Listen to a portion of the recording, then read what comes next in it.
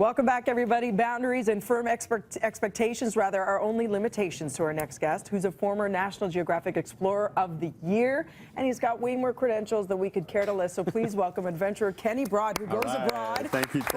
You're like, forget the cubicle. You go where no one else dares. You are, in essence, an eco-warrior, I think, because you're able to explore places that no one else in their right mind would dare go. So what is in you to go to these deep, dark places?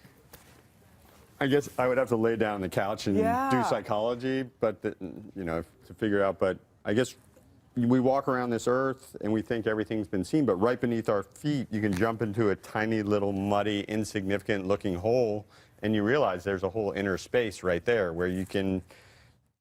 Well, what I tell my students, if you're not smart, be first. Yeah. So you can get in there, and there's samples of microbes that we think are like the earliest forms of life billions of years ago, or what might exist out in outer space. You can take stalagmites, those are the formations that come from the bottom, and reconstruct what the climate was like. So we know what's going on now with climate change by seeing what happened before the humans were around. There's fossils because there's no oxygen, salt water, so it's a perfect preservative. So it's one-stop shopping for science, but it's also our drinking water. So we get a sense of, what's left. Yeah, and what's left, that's a scary thing to talk about. So what do you see? Can we turn back the clock? We hear about the acidification of the oceans and all the garbage and pollution going into them. What do you recommend we do, especially now? You see with the U.S. election, people are very concerned about global warming. People still asking if it exists, which is ludicrous. So what could we do at home every day to help our oceans and fresh water?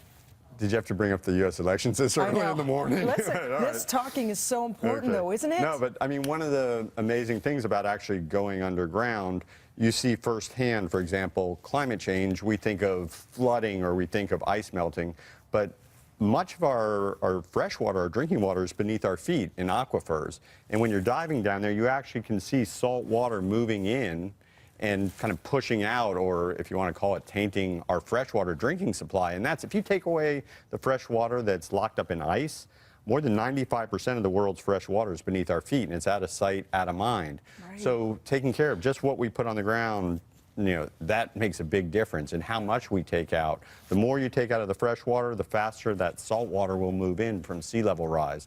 So there's just little things, and conservation can make us more resilient to future climate changes. Yeah, which is why we so value you as an environmental anthropologist. It's incredible. Have you ever had that moment where you thought, this is it? Like those dangerous moments, whether it be, with your apparatus not working? I imagine that there's major danger involved in what you do. I get more scared coming on camera. Really? For a TV show. Come on now. Well, you kind of get in the mode of concentration, and you've done it so many times that you make yourself kind of get calm for things like that. And then when you have an emergency, so I've had bad gas. I had a currents reverse once that pinned me against a hole far underwater. The first thing you do, if you have 10 breaths left in your tank, you'll take 2 or 3 of what we call sanity breaths.